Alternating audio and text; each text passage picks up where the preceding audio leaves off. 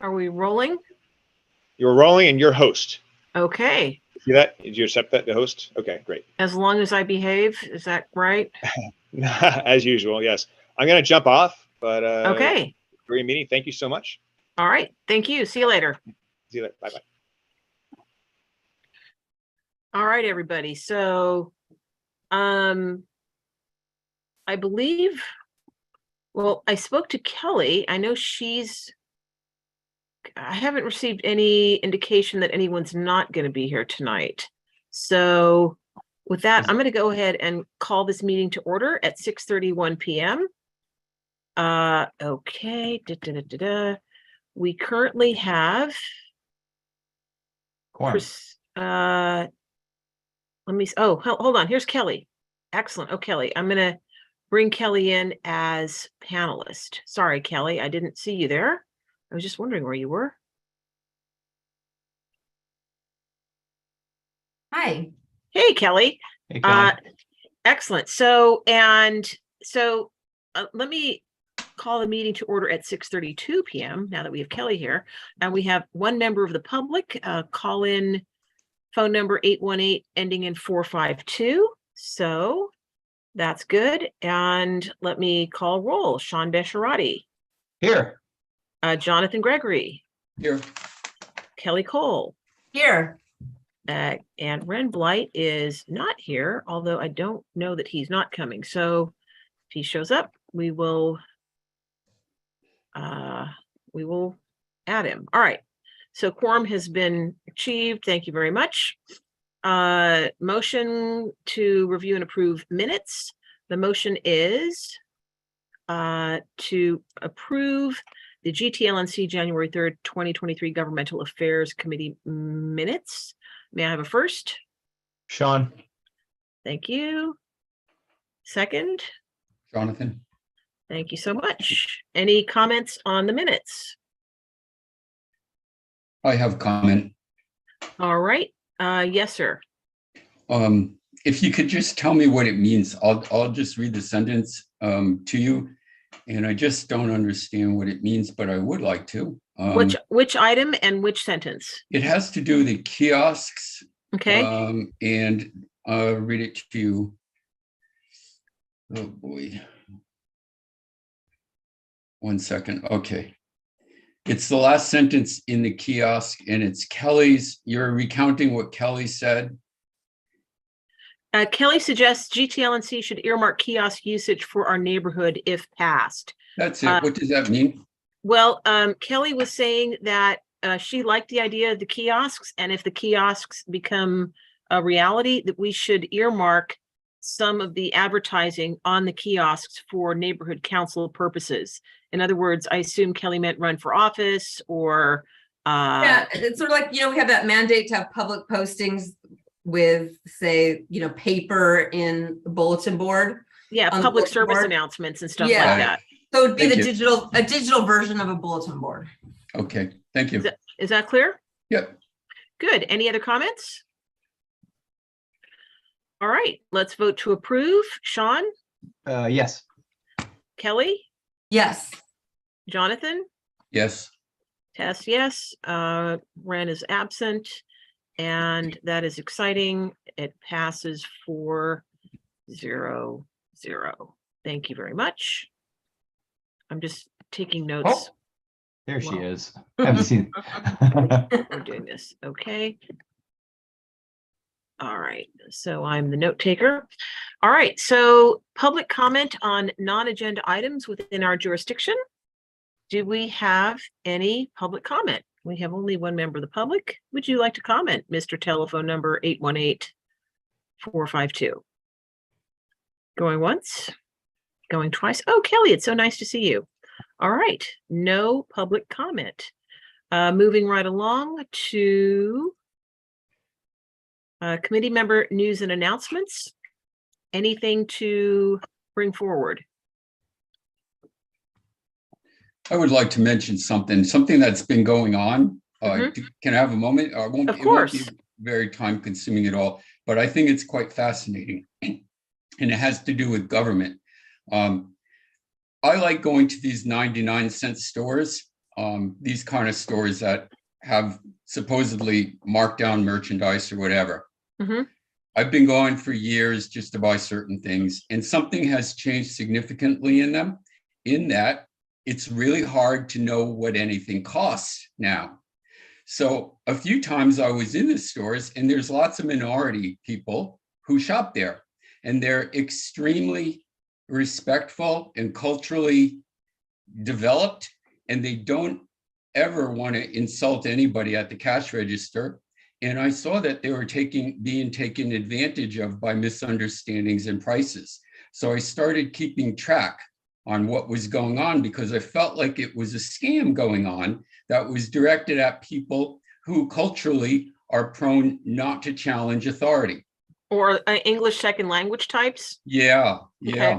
And it was starting to hurt my feelings quite a whole lot, meaning I just felt like something was falling on my shoulders to speak up and do something.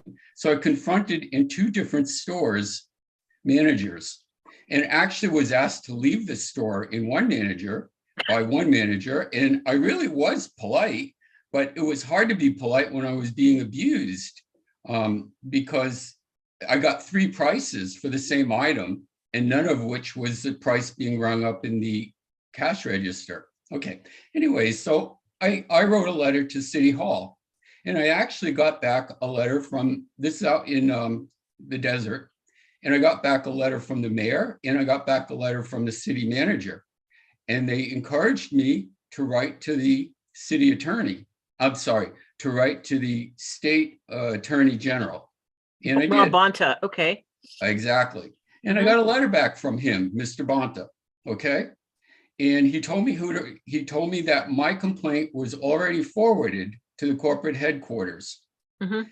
And amazingly enough, I took a picture when I filed my complaint of the toothpastes, and there was only one price on all of the toothpaste, about 8 or 12 different brands and stuff.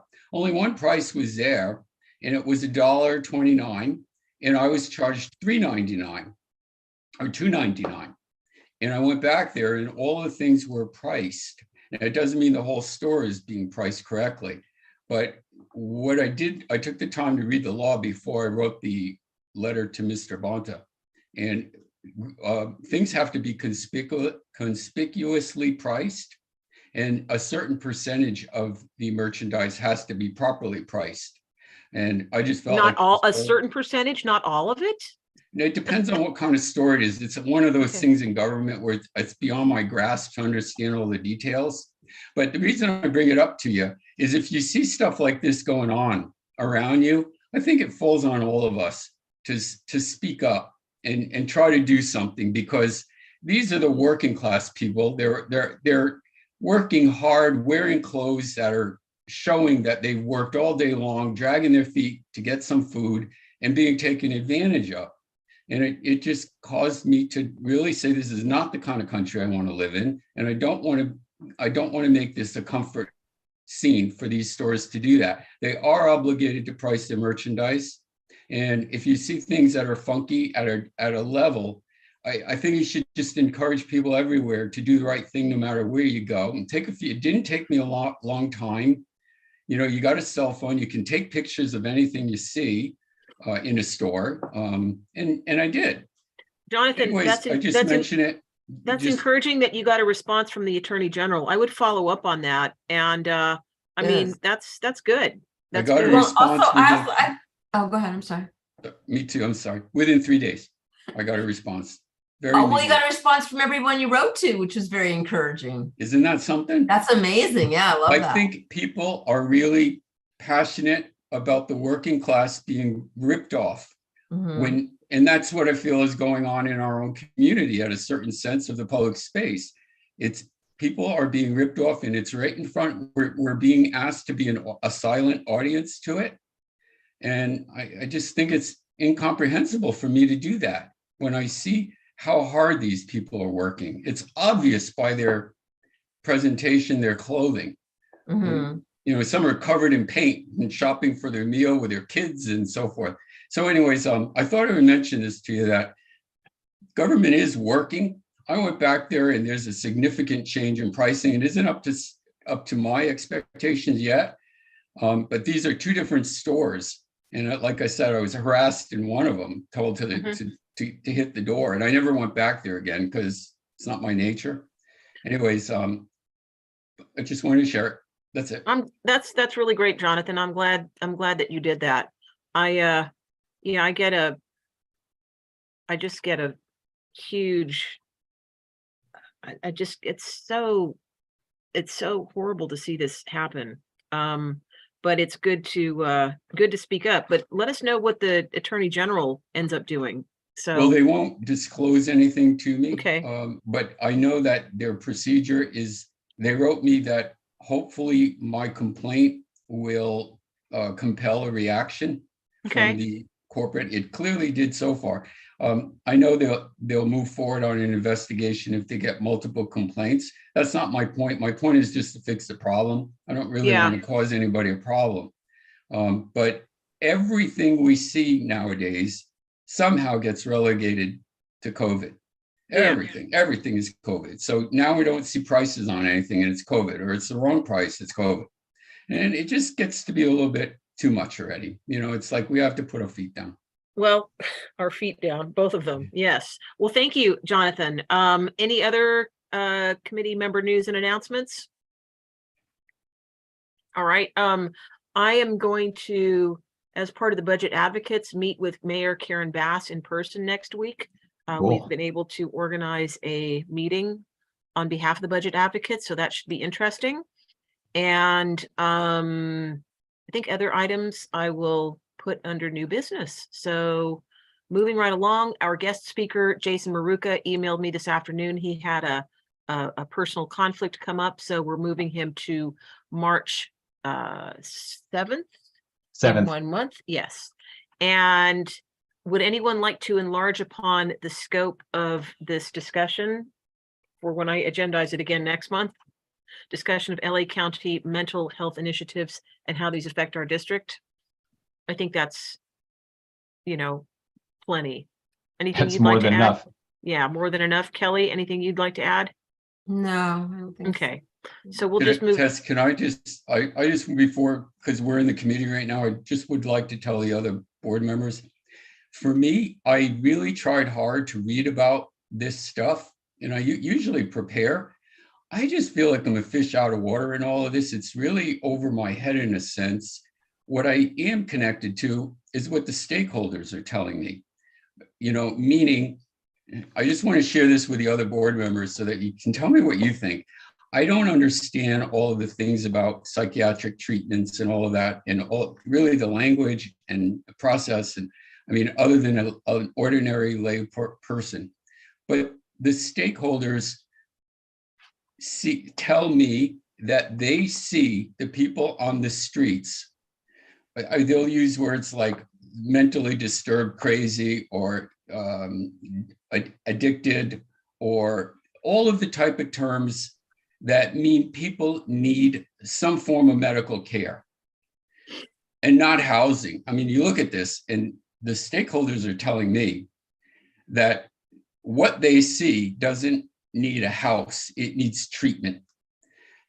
That's the part I just wanted to share with you before we get to talk to Jason, is for me, I have two eyes in my head, and I look at what I see going on in the streets, and it's clearly not an issue of housing in my mind, because these people don't demonstrate the basics that I look for out of my humanity, for self-reliance, for being capable of self-sustenance. I see every sign of mental depravity or mental problems and addiction. And I see it, for example, in the inordinate amount of trash piled up around them, the fixations on collecting things that I've since learned is often a consequence of fentanyl, or is that the drug? Fentanyl? Yeah. Okay. So in any case, I feel comfortable to talk to Jason and share what I hear that stakeholders saying, but I don't have a technical background in all of this stuff. My approach will be to ask, when can we expect some of the money to be diverted from housing into medical care?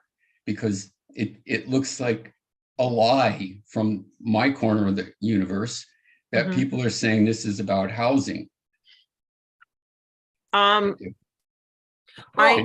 have one thing I could Sure, Kelly. So in the amount of time that I spent a fair amount of time trying, like when I was new, like you, relatively new, like you, Jonathan, I did the same thing where I spent a lot of time kind of wading into the homelessness issue to better understand it. And it has so many pieces and it's so complicated.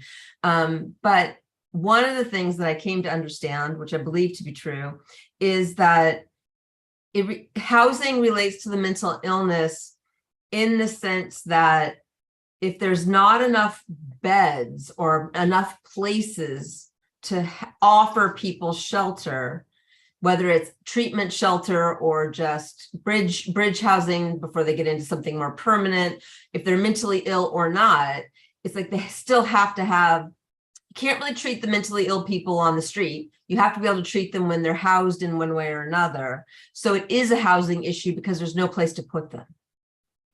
So that's why the stakeholders are telling me is these people are refusing housing. They're refusing shelters, and they actually show that they're enjoying their environment.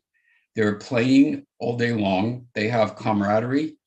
They have no accountability. They have no costs. In fact, they have food provided, cell phones provided. It's cruel. It's cruel to say it. It's not a vacation and nobody deserves it. But it's as if they like it. That's what stakeholders are saying. It's as if they're out bicycling and riding their in Palm Springs.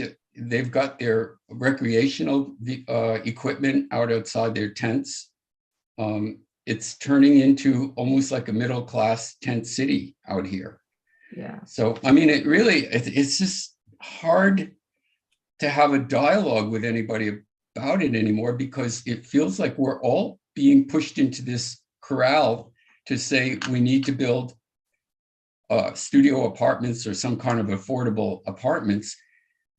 But the stakeholders are not saying that, number one, these people are eager to get off the streets, and number two, that these people show the necessary level of self-resilience in order to conduct a life.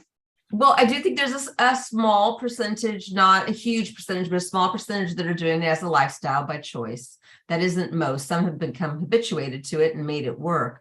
But this is where it gets in, collides with the law. It's like we right now, the way the laws are, we can't compel people to take housing, and unless we have enough housing for everybody. So we can't compel them to use the housing. So people have a choice to be homeless. But places that have solved, and there's different ways to solve it, and it gets into a lot of civil liberties issues. But the basic, what I've always been told is that the basic general idea for Los Angeles is to have enough beds for everyone that's homeless. And at that point, you can make living on the street illegal because there's a place for them to go. But you can't make living on the street illegal until there's enough places for everybody. Well, that is that's the conundrum. The Boise case, I believe. But in CD2, we had Krikorian, our council member, announce last year in July that we have enough beds in this council district. And some of the reasons that people refuse, and I happen to know this from a young lady whom I helped personally to get housed. She went first from living in her car on my street to getting into a tiny home in the North Hollywood tiny home complex, and then from there into a more permanent situation where she remains today. And she seems to be doing reasonably well. So I've stayed in touch with her, and she said the tiny homes this is her who's lived there, not as advertised, and they've had a number of deaths.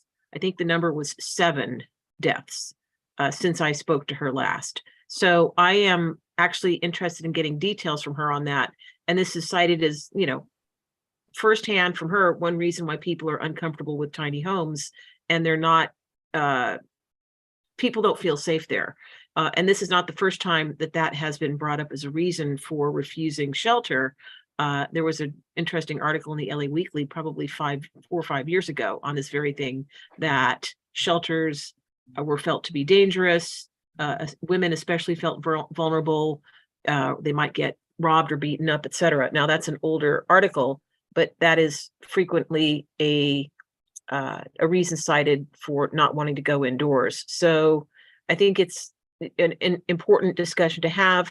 I personally don't think housing is the issue that people make it out to be. While it's certainly a component, we have 93,000 vacancies right now in Los Angeles. Half of those are owned by corporate entities and are withheld from the market deliberately to artificially inflate rents and housing prices.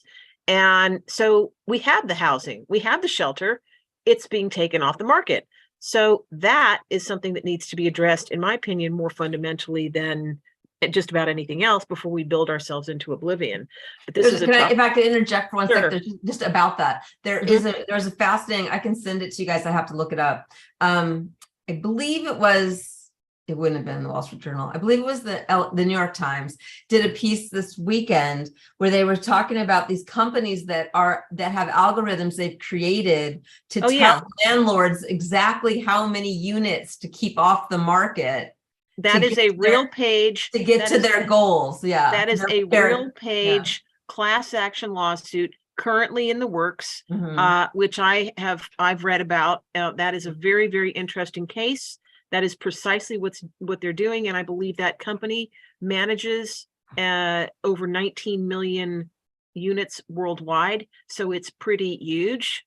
Unfortunately, I wish that the federal government had brought this class action lawsuit forward rather than, you know, individuals having to do so. But people are following that with great interest, as am I, because that's a huge problem when you have these corporate rental companies with hundreds or thousands of properties worldwide. They're manipulating the marketplace. So yeah, something to keep an eye on. But yeah, forward that to the people on the committee, Kelly. That would be great. It was about New York City, but it's a company that works in every big city. I think the company's called RealPage. Yeah. So I have a couple citations on that too. If I can find them, I'll send them over to you. Okay. Vacant in all right. So that's that. We'll see Jason next month. Legislation of possible interest to the committee and the community. Anything here, you guys, to share, add, or what have you? I'd like to add a few things for under announcements. On February 11th, this Saturday, there's going to be a town hall on the Department of Neighborhood Empowerment's budget request for fiscal year 2023-24, for those who may have an interest. I'm following Council File 11-1020-S3, an ordinance suggested by Dunn's attorney, Elise Rudin, regarding, let's see, I get these what was the bill number? 11 dot. It's a council file number 11-1020-S3. It is an ordinance that has been suggested by Elise Rudin. Let's hear. Yeah, it's about the budget advocates versus budget advocacy financing. That's been kind of going through the works, and there's been some discussion and debate with the Department of Neighborhood Empowerment about enabling neighborhood councils to solicit funds and for the budget advocates to solicit funds. I don't know at what stage it is right now. I think it's currently being discussed with Dunn, but I want to maybe put a pin in that and bring it forward next month if there's some action that we can take or discussion that would represent our interests. So there's that. Anything else related to legislation, guys? Okay, moving right along, item number 7. I will open the discussion for a motion and a request for action. The motion is that the Greater Toluca Lake Neighborhood Council respectfully requests the Council President, Paul Krikorian, Council District 2, to submit the following motion relative to a street banner campaign to commemorate the 100th year anniversary of the founding of Toluca Lake and its heritage, et cetera, et cetera. May I have a first? Sean. Sean, thank you. Second? Kelly. Jonathan. Everybody. Okay. Second, Kelly. Thank you. All right.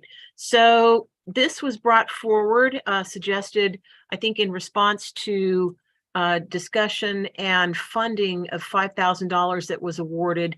Jonathan, what is it in November? When was this?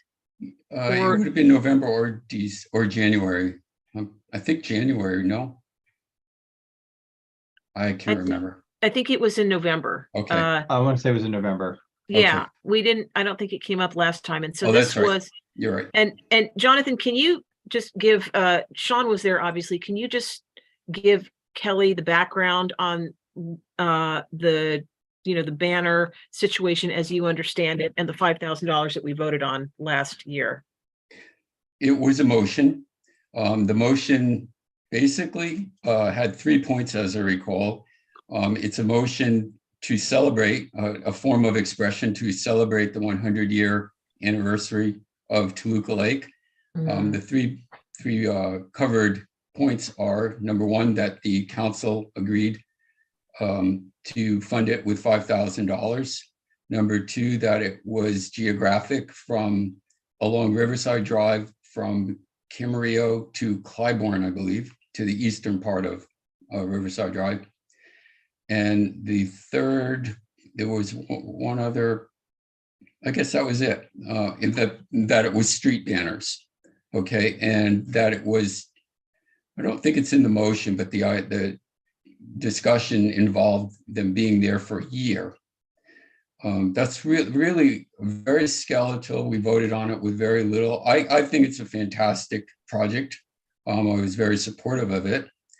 But realized at the time we were voting on trust, that we're hoping people do the right thing and follow through and create the project, because we didn't have enough information. It was presented as an urgent approval needed in order to move it forward. And that's all I could share, Kelly. Can I ask a couple questions? Sure. One, sorry, I just barking at my cat. Stop. Sorry. Okay. One, why was it urgent? Good question. When I asked why is it urgent, I was told because there are festivities that occur early in the year, and the goal was to get these banners up quickly in January, and that was the urgency. That's proving not to be the case because the banners aren't up. I did ask, what are those events? And there was no answer to that. Well, and then also, was there any discussion of the total cost of a project like that? Because $5,000 is usually, from my experience in the past, is just a drop in the bucket for how much this kind of thing costs. That's what I learned when I did some reading after the vote. But nevertheless, there was no information presented. I'd never been exposed to the cost of doing something like that. But the wealth of information I got was basically from the LA Municipal Code. Right. I started reading, but what clued me into the code was just by watching city council. I'm sorry. That's quite all right. Watching the city council meetings and reading about city council, I noticed that lately, for example, there was a street banner project involving Black History Month right now. And although the funding behind it actually was not part of the motion, in other words, it's the council district that comes up, maybe they have a slush fund or something. So the funding was actually quite separate, but it's kind of the way Los Angeles celebrates its heritage is by passing it in front of the city council. And it does require a lot. It seems to require permissions, permits, bonding, insurance. I mean, really quite an ordeal. And none of this was, not even the LA Municipal Code statute was presented to us as a board. I'm kind of concerned. I am concerned because I wanted the project to work. I didn't propose it. It was brought to the table and I was supportive of it, but we just didn't have information. And that's why I followed up on my trust, like one is supposed to do. You trust and you ask questions. So on January 3rd, I sent Shannon an email asking for a work session. And by January 17th, I still had not had an answer. And Shannon, Kelly, do you know Shannon Hartman? I think you mean the chair of public safety. Is that right, Jonathan? Yes, yes. Okay. So needless to say, I didn't get my work session meeting that I was hopeful for, just because I wanted to be supportive and make sure the project's on track, make sure she's getting the support she needs. She just simply said she'd hurt her foot or hurt her hip and couldn't call me back. I want the project to work, but I just don't feel like things are on track. I don't know what's going on. It's a council project. I'll not use names for some reason. I'm perfectly comfortable using names for the sake of authenticity and accountability. But I was told that this project in the January meeting, general meeting, was a community project. It's not. This is a council project.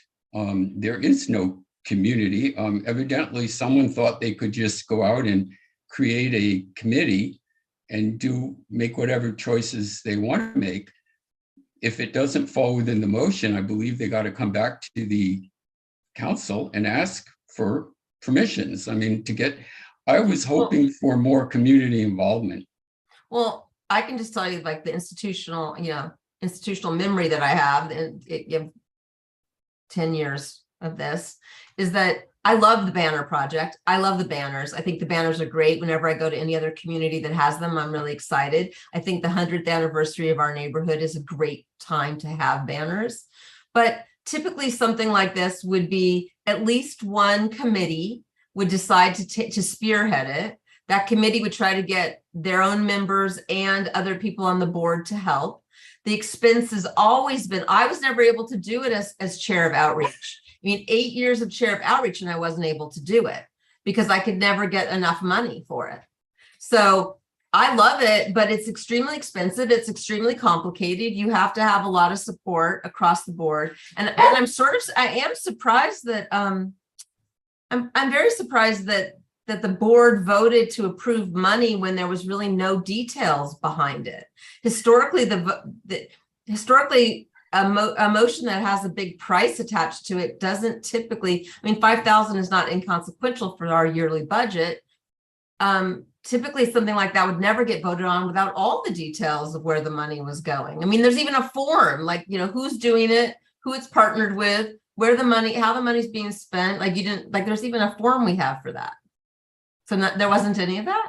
No, I just simply have to say there was so little information, and because it was presented as a urgent project, again, I trusted and I followed up on my trust. I read, what does a board member do when they don't feel comfortable? And what it says is your fiduciary duty is to follow up on that trust that you extended. So I did that, and it hasn't gone anywhere.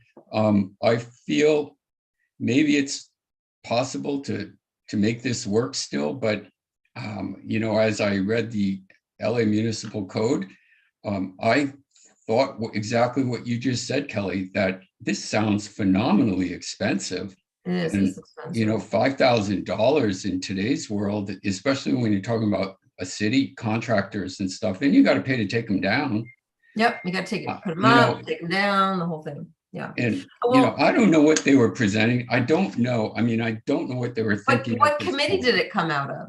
It didn't. It didn't come through any committee. It came through the exec committee. I'm looking at the minutes, and it was through the exec committee in the motion, and I'll read the motion real quick. Approve up to 5,000 for the layout, design, printing, and installation of light pole banners for the upcoming Toluca Lake 100th anniversary celebration to be placed along Riverside Drive, pending quotes.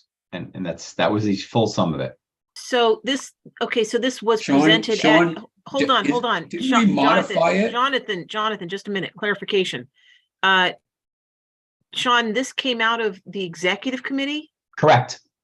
Okay. During the executive committee portion. Were you at the executive committee where that was brought forward? No. I Okay, was not. I didn't send the exec committee. okay. Sorry, Jonathan, go ahead. Maybe it originated in the executive committee, but it went to the general meeting, and that was where we modified it to make the geographic thing amended it to from Kim Rio to Clybourne, remember? Yeah, I do remember. That was on the general board minutes for November, and that's where it was brought. That was initially where it was brought to our attention. Okay. Then I believe, because there was discussion that we all had afterwards with respect. I have it here someplace. I just had it up. If you just bear with me a second, I can kind of go. And the 100th anniversary year is this year, right? 2020. Correct. Yeah. The other thing is that those banners tend to get those banner spots. It's sort of like billboards where even though they're more community based, they are spoken for, usually 18 months, 2 years in advance. Okay, so Sean, I just looked at the executive committee agenda for November 8th, which would have been a week before the general board meeting where this was discussed and voted on. I don't see any mention of this $5,000 request. It was in the general board. That's where the first time that's where I found it. That's where my search took us. Okay, but you said, if I understood you correctly, that it came through the executive committee, correct? Executive committee or under the executive committee during the general board you have the public safety committee. Then hang on, I misunderstood you. Okay. All right. It was on the executive committee portion of the general board meeting agenda. Correct. All right. What I understood you to say is that the executive committee in its meeting the week prior to the general board meeting brought this forward, but it does not appear on the executive committee meeting of November, I believe November 8th, that would be. All right. So it did in fact not come up through a committee. Typically, this isn't an iron cast rule, but as Kelly knows, the protocol is for a matter to be discussed and voted on in committee before it's presented to the general board. So they just went straight to the general board. And the other protocol is that, pretty much every question is answered about how the money's going to be spent prior to a vote. Well, as I think about this too, approve up to $5,000, but payable to whom? Because this is, anyway. It doesn't matter. It's just, but this is like kind of, just so some of the newer folks know, this is not like how we've done things. But hey, I think it's a great idea. I love it if someone's going to spearhead it. If someone thinks they can walk it through and make it happen in time and come up with other partners to help pay for it and everything, I think it's great. I think we should have banners celebrating our 100 years. I love it. Kelly, just kind of squeezing on your knowledge. Typically, what was the cost of something like this in the past? What was your cursory finding? And again, this is all probably pre-pandemic, and this is all when inflation and wasn't out of control. Right. So pre-pandemic, there's no way you could even think about it for less than 10 pre-pandemic, because it's not just the printing, like the least cost is the design and printing of the banners. What you have to do is you have to have city approved contractors and cherry pickers hang them and then take them down. And that's expensive. And then it just depends on how many you do. And then and then you do have to have approval through the city. Just no one can just randomly decide, someone can't just write a check to put things up there. They're not they are controlled by the city. They're not a commercial enterprise, but and so they have to be approved. But the other really big challenge besides the money is that they tend to be completely booked out for years in advance. Sometimes like the Music Center or LACMA knows what they want to put up there many years in advance, and so they reserve it all. Mm-hmm. So I don't even know if they're available, but if they're available, it's going to take at least $10,000 to $15,000. Okay. Jonathan, any further comments? as far as availability goes, what I read on the LA Municipal Code was exactly what Kelly said, is has to be available. And you can only get it for 3-month increments. And you can, under this, it's called a non-event banner. Under that category, you can renew that 3-month reservation, provided there's no one else in line, up to 3 times of 90 days each. So that actually is the only category in which a banner could stay up for a whole year or the better part of the year. Most of the banners are between 1 month and 3 months because they're event oriented. This is a non-event oriented, so you can actually get it extended. Before I shut up about this, what I would suggest, and Kelly, you tell me what you think. The purpose of putting this motion forward is my effort to try to reclaim the subject back into the mainstream of the council, because it feels like it's gone into a pocket of people who like to do things outside of the council, and it is a council project. And I want it to be back in the council under our watchful eyes, at least mine, watching what's going on. I'm not comfortable with what's going on at all right now. Right. So by putting it on by us voting for this motion, it'll go to the general meeting. And there, I don't see this happening because I agree with Kelly. This is a really costly project. It feels, and I just don't see this happening. And I think we have to come to terms with this. As Fred said, quite intelligently, maybe we should think of a different type of promotion for the 100 year. Yeah. I do think they're nice. I also think one way, I think that if it's an advertisement, then they have to pay for the space. But I think because they're a community, if I remember correctly, community-based organizations don't have to pay rental necessarily. That's right. The fee gets waived for the fee is waived for that. Right. Whereas if it was for a show at the Almonson or something, it wouldn't be. Right. And I do think they're nice. I think they're great. I think if we can pull it off, but I agree, everything needs to be above board. And, just the whole idea that like $5,000, which is, what is that of what do we have? 36,000 these days? 32. So that's 32. A little more than 1/6 of our budget. The 1/6 of the budget got approved for something that no one knows any of the details about. No one knows who's spearheading it. No one knows it's possible. Or anything about it other than hey, I have this idea.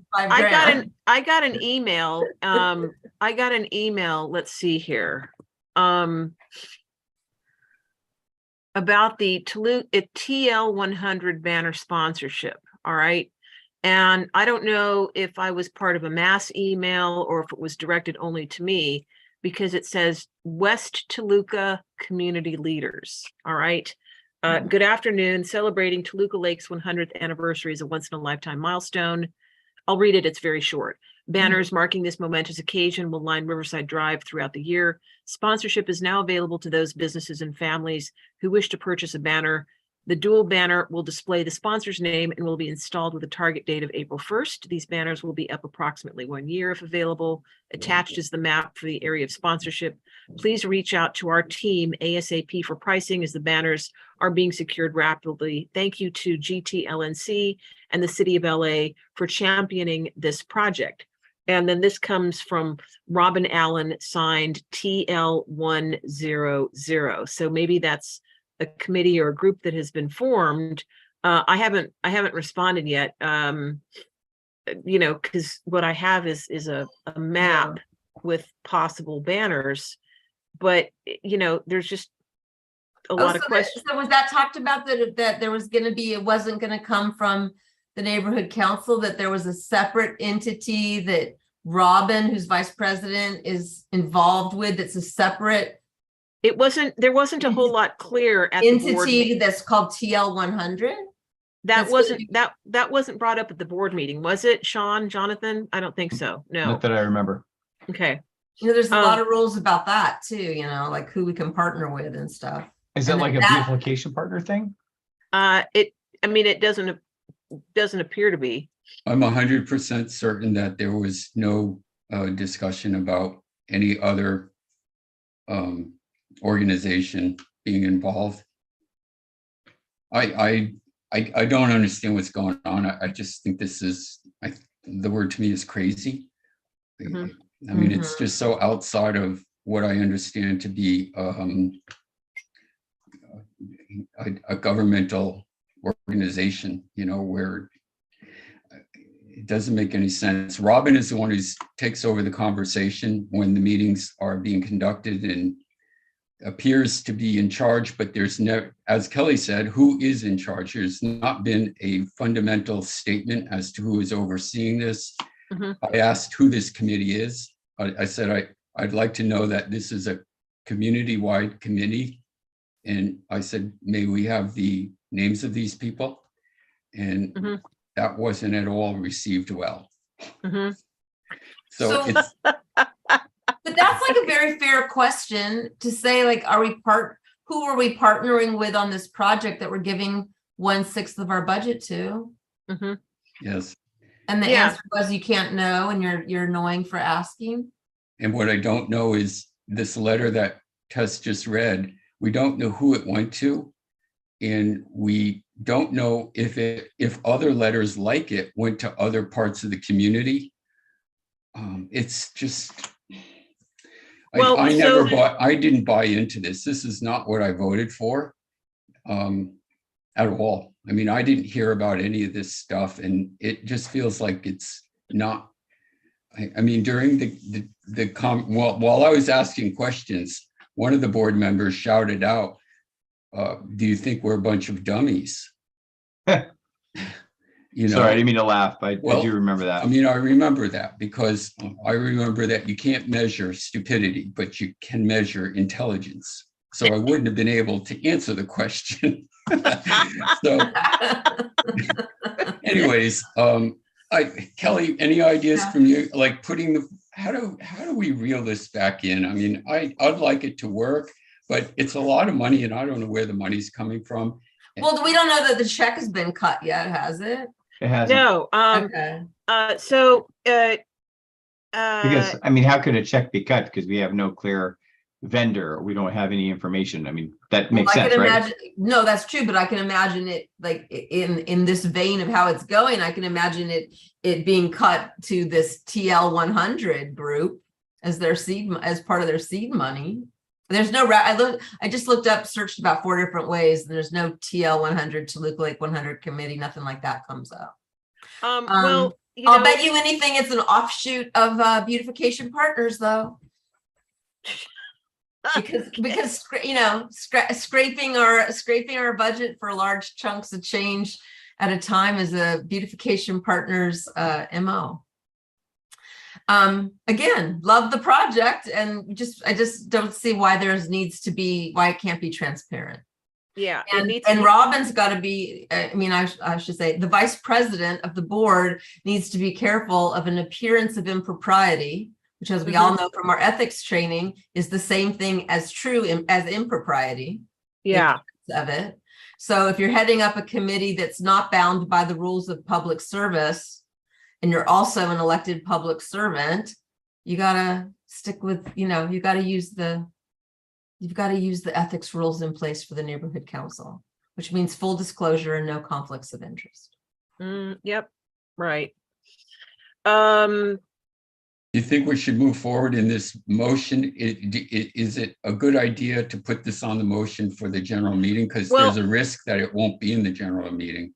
Well, I think Jonathan, I like your instinct to reel it back into the general board. Although I think I would just be more direct with our. I think I think that the email you got is the perfect thing to. I think the general overall, I feel like all the board members need to know that an email is going out, signed by the vice president of the board, thanking the GTLNC and requesting money of our stakeholders for this project. And the way that, and the board should know the whole board should know all that, just because that's information. Maybe there's nothing wrong with it, but it shouldn't be something that you just find out because you got a random email and you're a board member. Well, I don't think it's random. I mean, but I don't know who else might have gotten it, because. No, but I mean, I would bring that as part of could we just talk about, I know we voted to give $5,000 for this. Where is this project? Who do I even ask where it is? If I wanted a status update on that project, who on the board do I ask? Who's heading it up? That's not even, it seems to me you guys don't even know that, right? No. Okay, so that's where I'd start. If we're going, it goes into a bigger issue, which is all money that we grant, we should follow up with and ask for progress reports. There should be progress reports until the project's completed. And at the point the progress is completed, we're told it's completed.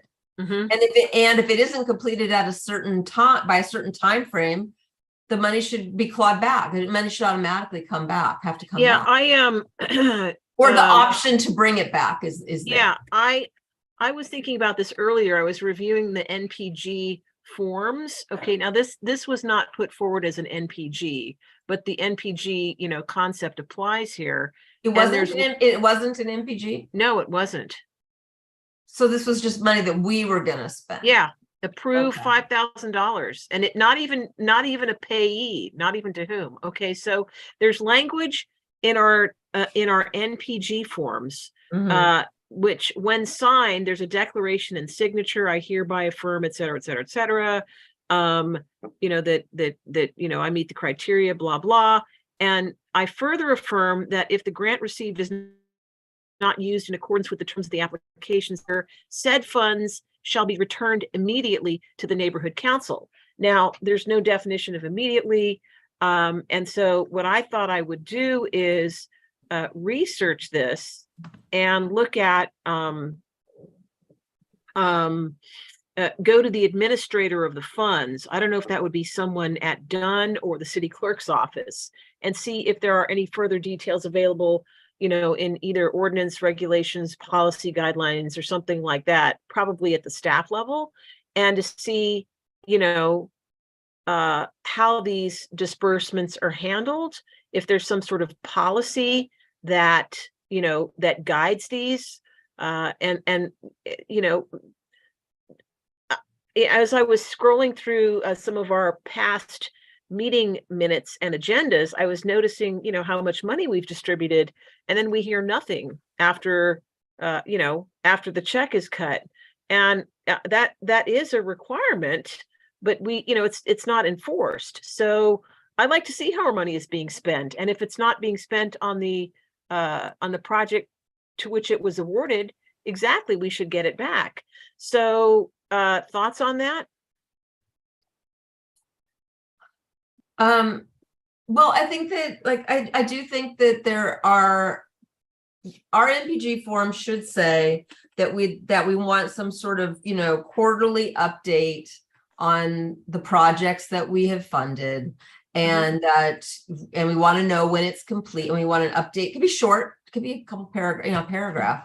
We want to know when the project was completed, and to make it clear that we do reserve the option to get the money back if after a certain period of time nothing's happened. I think of, we gave quite a bit of money to a clock tower that's never materialized, and that's been several years now.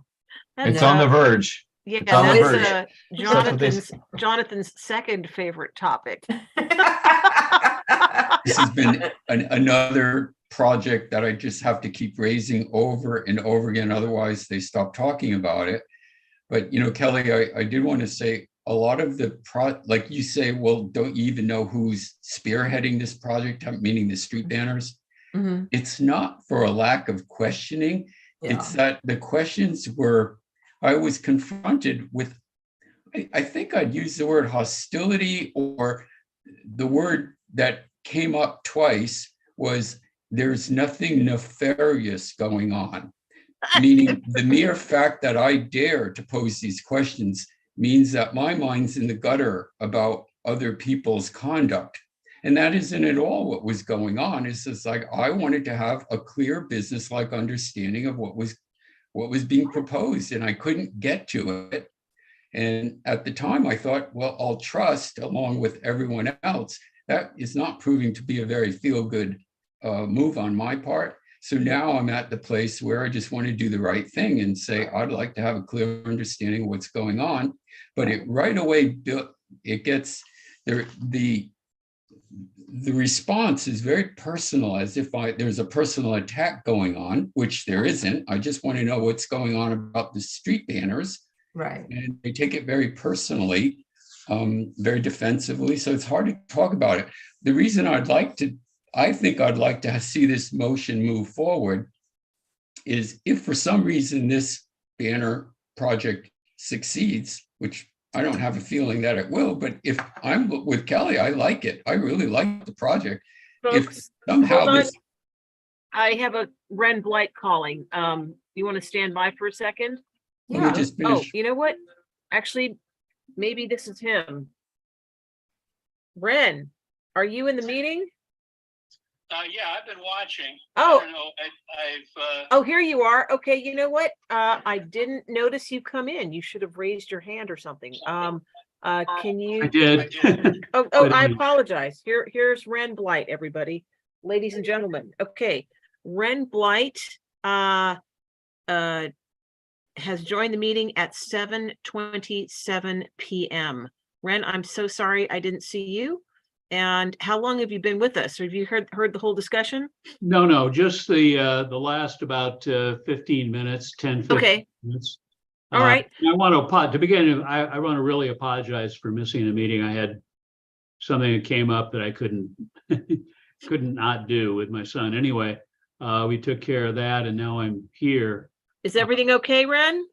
Oh yeah, no, Okay. we got it fixed. So anyhow, I just kind of caught the last tenor of what you were talking about. Mhm.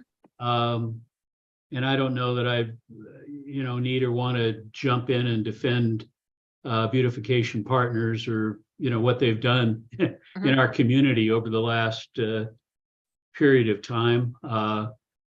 I think they've worked pretty hard to try to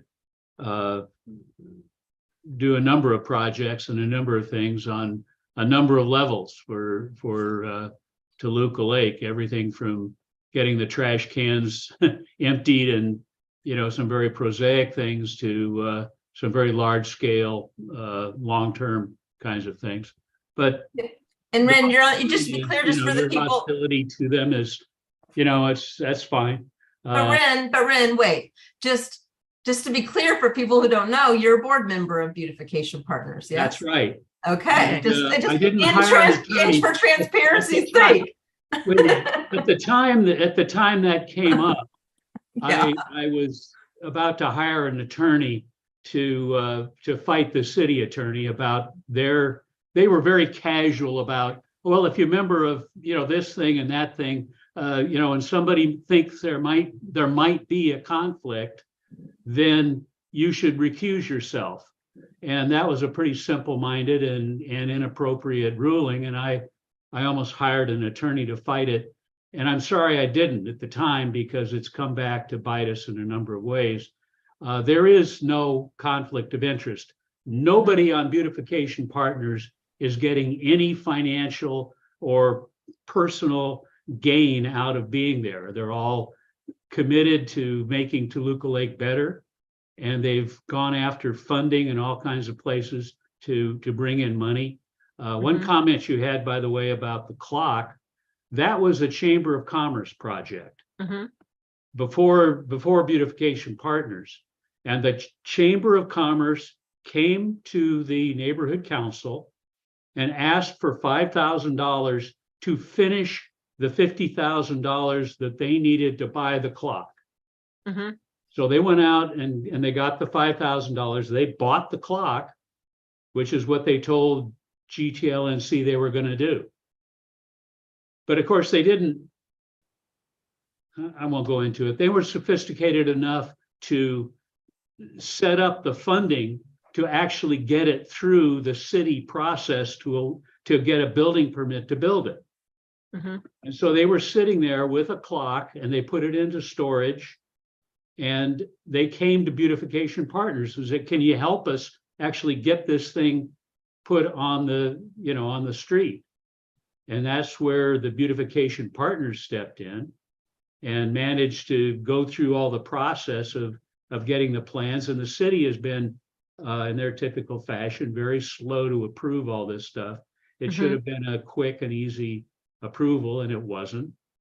But they are now to the point where they've virtually got approval, unless some other flag is raised, and they'll actually put the clock on the street. Now, if you think that the GTLNC would ever be able to do something like that, I think it's naive.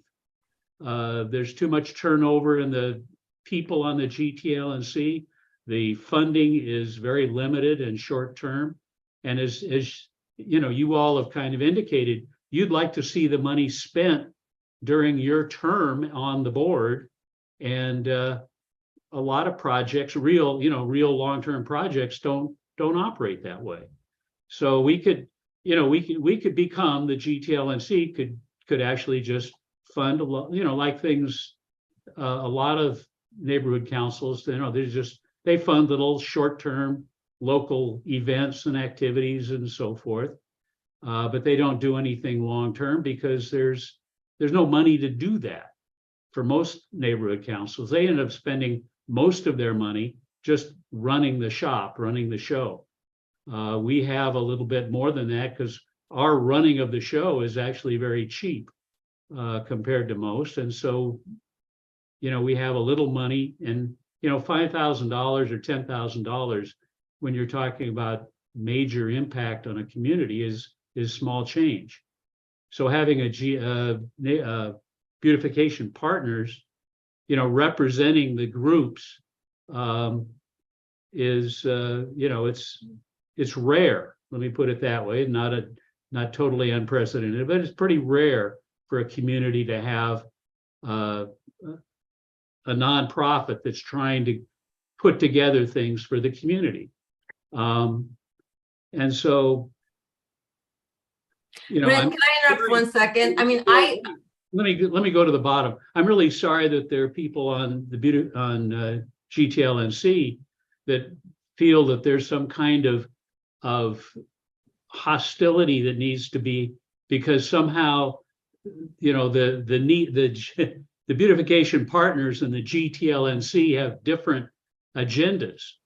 And I don't think that's the case. And we've tried on any number of occasions to explain what the beautification partners is about. And there's some of the things that's being proposed, and I don't know what you all did with the the proposal about the neighborhood sign, but to ever get that on the street, it's going to take a serious long-term effort and substantial amount of money. And there are probably other nonprofits around that would take that project up. But if you're going to be hostile to the beautification partners taking that on, then I don't know why we would bother to spend any money up front anywhere anyway to get some plans for something that's going to take a real serious effort. And I know some people that can put together grant applications and put together all this thing over a 5-year period and get something like that built. But I mean, it's not a GTLNC kind of project. You look at all the other neighborhood councils, very few of them are spending any kind of money on anything on this scale or taking this much time and planning and so forth. So Ren, may I ask you to pause for 1 second while I promote you to panelist, then we can see your cute face. Okay, stand by, everybody. I'm going to promote Ren because it temporarily. Tess, I have my hand raised. Okay. Oh, sorry. Promote to panelist. There we go. Ren is. There you go. All right. So Ren, I want to make sure you can still talk. Can you unmute yourself, Ren? Here we go. Yeah, There there we we go. go. All right. So Kelly, Kelly, go ahead. Okay, there I am. Kelly had a comment or a question. Are you still there, Kelly? Now you're Oh, muted. she's I Kelly. do. The cat had to get the cat out of the room. Ren, it's not a personal attack at all, but the reality is this, and I'm not saying that beautification hasn't done some good things. The difference is that the neighborhood council is an elected public. It serves the public. Things have to be transparent. With stakeholders' opinions have to be taken into account. We're not supposed to be serving our private agendas. We're serving what the stakeholders want.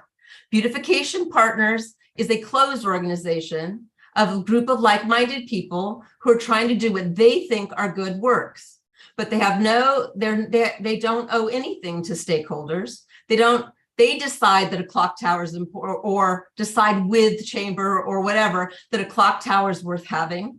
It's no one's bothered to ask the stakeholders of Toluca Lake if they wanted a clock tower. I mean, that's just an example. But my point is they are different organizations, and it is a big deal to scrape what has historically been half our budget, 25% of our budget, like a huge amount of our budget, which might be insignificant to a project that you guys are doing over 5 or 6 years, but it's still a lot of money. So the idea that we're a piggy bank that can be raided if we haven't spent our money in time for a project of Beautification Partners, which they've decided in their own little, which you have decided in your own little committee is important to you, with no input from stakeholders, is a fiduciary irresponsibility of us. Like we're handing over, taxpayer money that's been given to us in trust to a group of people who are just deciding amongst themselves what they think is important. So there is a problem there. It doesn't mean that some of the stuff that you guys are doing isn't good. It doesn't mean that you absolutely are positioned so that you can do things over a longer period of time than can happen. But there were different organizations, but it's disingenuous to pretend that the organizations are operating in the same way or serving people in the same way. They are not. So I think that's where the problem is. And as long as it's transparent and the board votes to give it up, the board votes to give it up. But it needs to be transparent. So I just have to I'm pushing back a little bit on what you're saying. So anyway, we're not going to get to the bottom. We're not going to come to agreement on the two committees, but. Yeah, let me again apologize for not coming in early. What happened with the motion that was presented by Jonathan earlier? We're still talking about it. So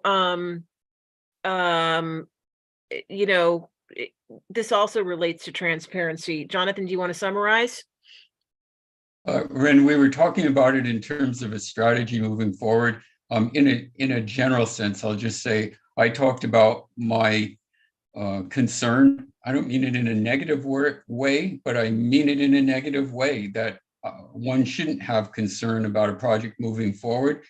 The motion itself, we haven't decided on whether it suits us to pass it and send it forward to the general meeting. That'll come up in the next few minutes, I presume, from Tess. But what I did want to add is it really wasn't a conversation about Beautification Partners, because Beautification Partners is not, to our knowledge, involved in this street banner project. I think Beautification Partners came up as a side conversation, meaning that one has to be transparent. One has to be very prudent to serve stakeholder interests in this publicly elected, stakeholder-oriented organization. So no, Jonathan, may I clarify? Ren, I don't know if you heard this or not. We were talking about NPGs and funding, and in a more general sense, getting a report back from the recipients of NPGs, because a great deal of money has been given out over the last, it's always being paid out to NPGs, and we rarely get, if ever, get any report back on the disposition of the project. and the recipient of NPGs agrees and affirms in a declaration with their signature that if the grant received is not used in accordance with the terms of the application, then the funds will be returned, quote, immediately to the neighborhood council. And I brought forward a general discussion on getting that language clarified. I'm going to look into what regulations govern that, because we would like generally to get a report back or just an update from all of the recipients of neighborhood purpose grants, because if the money is not being used, then we should get it back. That's how that came about. So, and Ryan, I think, updated us at the last board meeting or 2 meetings ago when I asked specifically about the Vineland median. There were 2 NPGs that were awarded to beautification partners. I believe it was in July 2021 or May or June 2021, right before the incoming board, I believe, and in the rough amount of $8,000. And I asked him for an update, and he said city delays, etc. So it's been almost close to 2 years, and some delays may be out of the hands of the recipient of the grant, but I think the neighborhood council still has an obligation and certainly a right to know what's up with any recipient of all of the NPGs that we award. So, Jonathan, you want to continue your summary? As all I was saying that we weren't talking about beautification partners per se, because it wasn't involved in the street banner. And Tess is correct. We went off on the history of NPGs, which this is not even an NPG. This is so much a council project that it isn't an NPG. There's no, to my knowledge, there isn't any external organization involved in this street banner project. But you heard in that last general meeting, the vice president was convinced that it's a community project on the laps of her committee, which she wouldn't tell us who the committee was. So it's just feeling real conflagrated. It's supposed to be well organized. Evidently, this is a large ticket item. We were never really given any of the information we needed to make a sensible vote. We voted on trust. It's simply impossible to say anyone voted on anything but trust because the information was lacking. I'm speaking specifically about the street banner project. As information has come in, meaning not being provided necessarily, but information I've gotten out of city council and out of the LAMC, the municipal code, it's come increasingly clear to me that this is really a big deal, this sort of project. And I'm wondering if we have the leadership for this sort of thing. And before the money is sent in somebody's arena, other than the council, I kind of think we have a duty to talk about it and make a decision. What makes sense? I mean, Ren, do you think that we have leadership in this neighborhood council to manage this street banner project? Absolutely not. Let me back up a couple of steps. The quick review. Yeah. No. Well, my no, of course, is GTLNC. Right. I think the community absolutely has the capability of pulling this together, and they're already well down the road on this.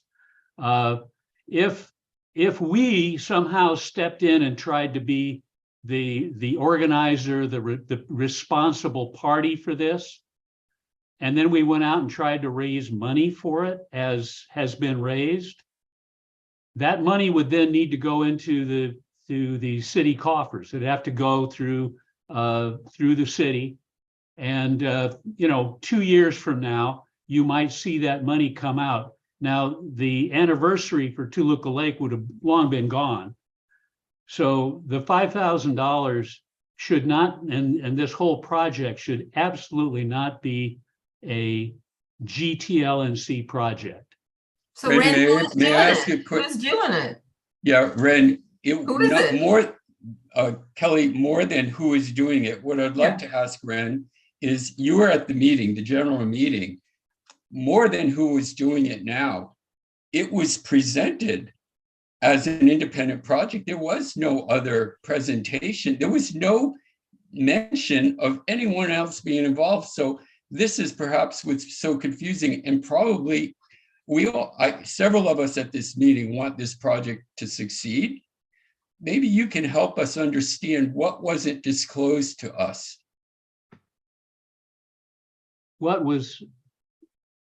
I'm sorry, what was disclosed or not? What was not disclosed to us? Because I don't know anyone else involved in this other than the two people I've heard talk about it, Robin and Shannon. Who else is involved in this? You just said that the community is already involved in. Well, I think the Chamber of Commerce and the Homeowners Association are the prime. There are people within that, and then the Garden Club. Those three groups have people who are working together to put this together. And I think Robin is the lead person on this, and she's the one who's been out setting this all up. She's the one who set up the banners. By the way, part of your motion is problematic because there would be no way for GTLNC to get control of the banners over that period of time, because Robin and her group already has that. They've already effectively set that up. So they've reserved the spots on the lamp posts for the banners. So Ren, this can I pause the conversation down the road? Ren, can I pause the conversation for a moment and ask you, considering what Kelly had just talked about, the importance of being transparent in an organization such as Greater Toluca Lake Neighborhood Council, doesn't it raise concerns for you that we're all board members here and you know all of this information and no one else in this meeting knows anything whatsoever about this? This is like a transformation of a very major proportion of a project that it simply was never disclosed. Doesn't that concern you? Well, of course, I'm familiar with the project, so I took it on faith. Colby at the time asked everyone to approve this going forward, and part of it was to help create the sense that there was some seed money to make this happen. But there was no disclosure. I would suggest if you want further information, you should ask for a reconsideration, because we did pass the motion, right? I mean, yes. So the motion got passed. Here, Ren, my question here is to you directly. Doesn't it concern you? As it certainly concerns me for the same reason Kelly presented, that we have a fiduciary duty to stakeholders, and this is their money. And it was never I would be really happy if I knew all of this information when I voted for the 5,000, because it would have made me feel even better knowing that there was people involved in all of this, more than just the vice president, who is talking about the urgency and a complete lack of information. And so there simply was no disclosure of all of this stuff that's appearing to have been known. Doesn't that concern you? You talk about me personally. It doesn't concern me because I know the people involved. I've worked with them over a long period of time. But based on fiduciary duties and ethics, they can get this done, they will get it done. Ren, it's not based on who you know, it's based on our ethics and our fiduciary duties. Well, my fiduciary duty is to see that our money, I think, gets spent in appropriate ways. I think the banners is an appropriate way for GTLNC to spend their money. I do too. We're not arguing over that. Okay, well, good. I'm not sure what we're arguing. We're on the same side. I mean, I think it would have been nice. You're right. You're probably right. It would have been nice if the board members who were presenting this made a little more of an effort to explain who was doing it, how they were doing it, and how the money was going to get spent. In retrospect, I don't know if you asked for a reconsideration on this and we go back through it and you get a fuller description of how the money's going to get spent. I think you still, let me put it this way. I think it's unlikely that you'd get a majority of the people to rescind our grant and pull the money back. I don't know that that would be my goal. My goal is for the project to work, but here we're kind of sidetracked on the ethics of what's occurred. I mean, there's a real ethical question that's being negated. Okay, then I think you need to question the ethics of the board members who presented this and pushed it through. I was not one of them. I mean, I agreed. Right. I'm not holding you accountable, Ren. In fact, I've noticed that you've made a lot of efforts in trying to be transparent and not talk about beautification partners. I appreciate it. Our community work at Plum has gotten increasingly better. So I appreciate all of the effort you're making. But my question to you here is, like Kelly said, we do have a different role here in this as opposed to beautification partners, and it's to the stakeholders. And when something is so blatantly not transparent, I mean, it gives listen, okay, so can I ask, I have had my hand up for a while because I just have a couple more questions. Okay, Jonathan, why don't I take your hand down for the moment, and Kelly, go ahead.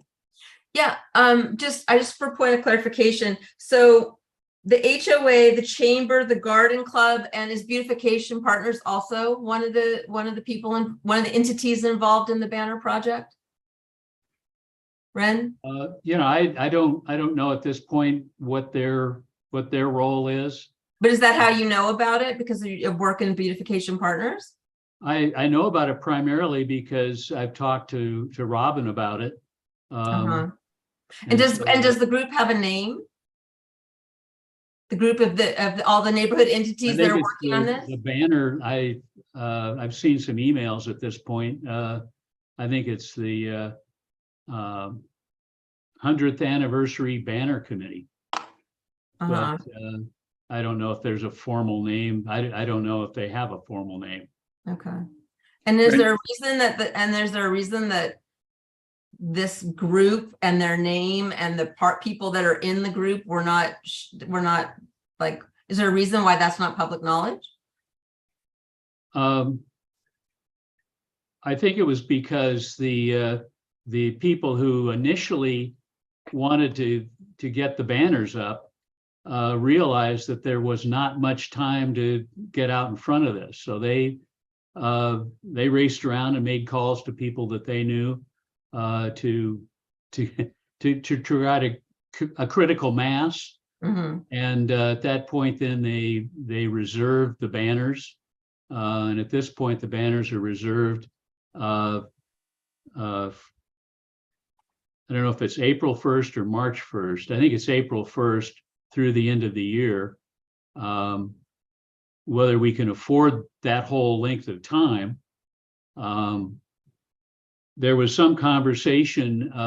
I know the West Toluca Lake people were involved because there was a conversation about extending the banners all the way down into, West Toluca Lake, and that got adopted. That, the length of space was adopted, and well, to be clear, Ren, on that came up at the board meeting, and I asked if it could be extended to West Toluca Lake down on Riverside, and that would be, condition of my approval. But as far as adopted, I don't know that anything was adopted because the motion was not updated.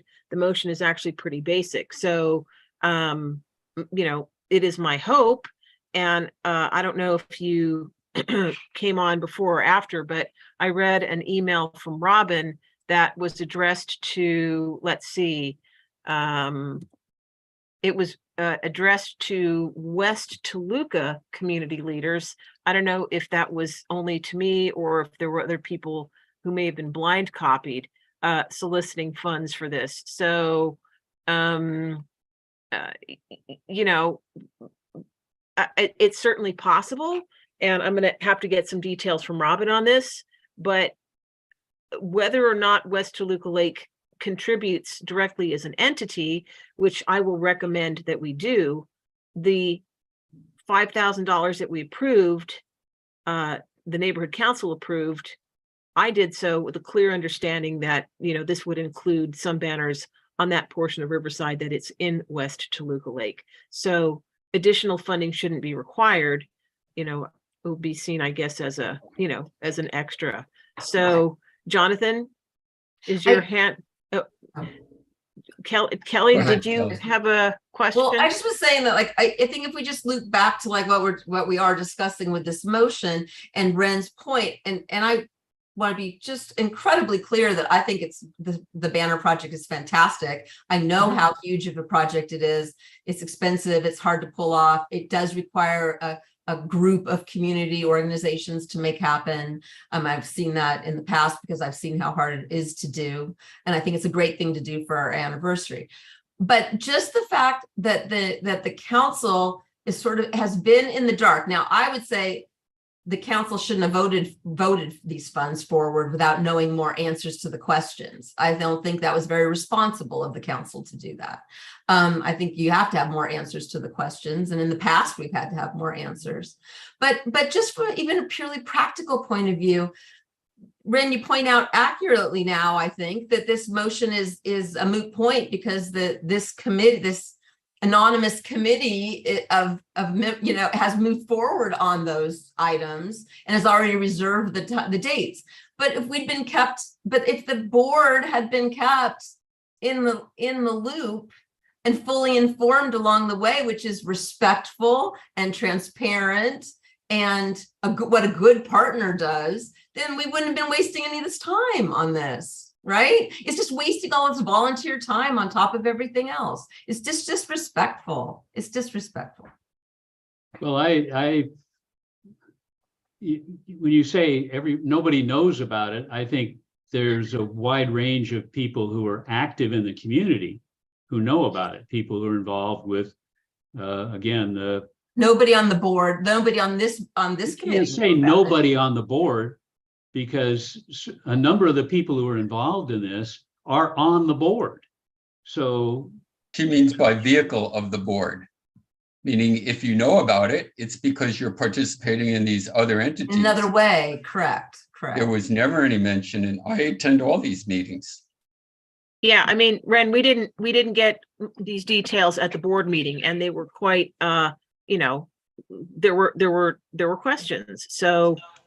Well, yeah, I'm sorry the questions weren't asked at the meeting. They were most definitely asked. In fact, Jonathan was sort of, it was implied that he was being, you know, that he was being problematic simply for asking questions, which you know, in a way, that's the way you know, democracy works. If you know, you have that all the time.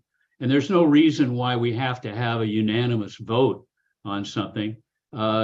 People who were concerned or didn't feel like they knew enough about it could have and should have voted against it. And you know, I think that you know, that's kind of how democracy works. And it's not. It doesn't have to be a you know, a total consensus for spending money. In the past, we've had. It doesn't have to be a consensus for spending money. It does have to be that everyone has the same information.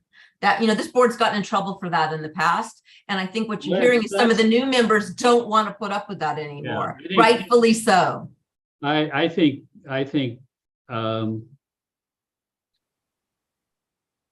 How do I say this? If you watch our state legislature, for example, vote on things, they don't have all the information.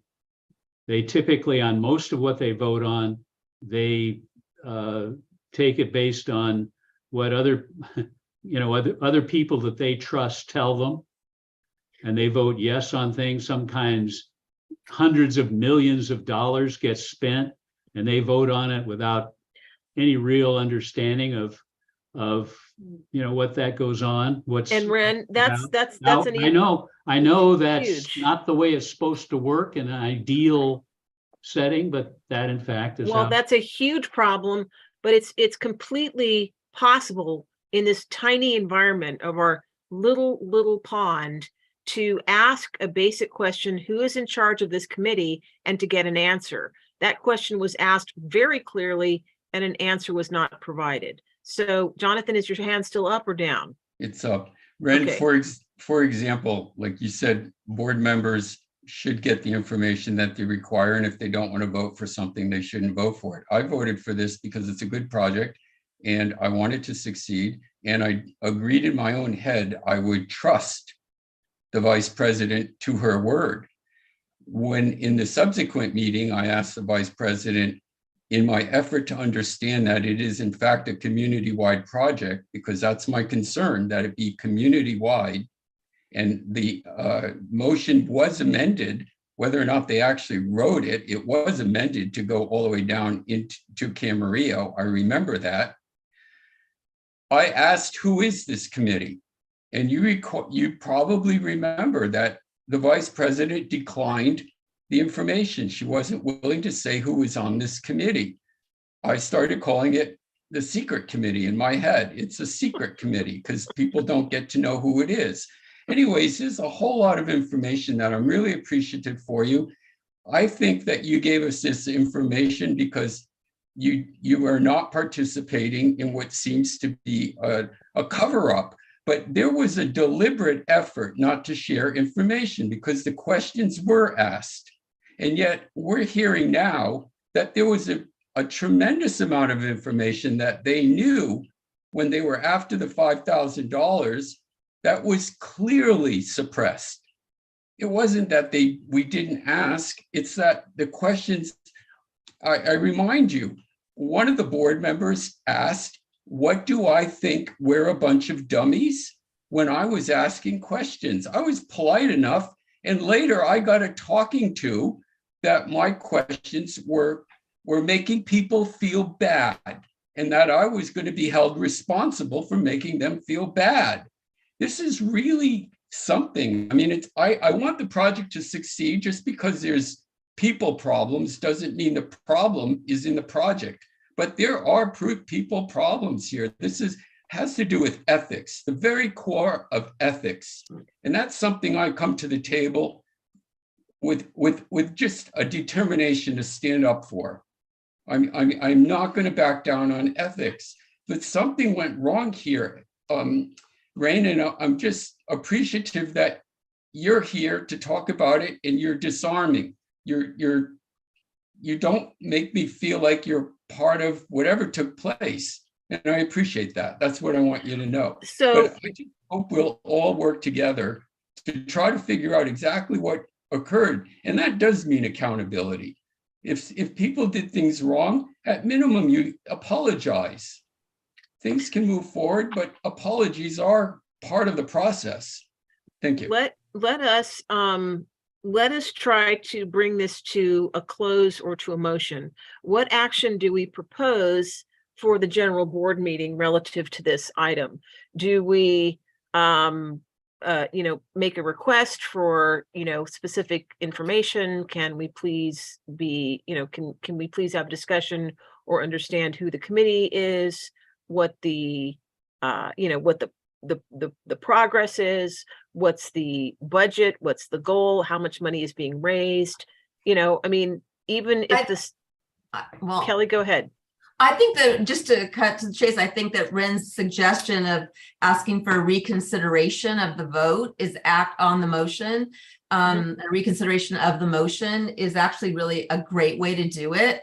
Not that it won't be approved, not to change the voting numbers necessarily, but to get more get it discussed more fully, get all the answers out, all the information, so that the full board, as part of a board action, understands what's going on and who's working on this project and why you're giving 1/6 of your budget to it.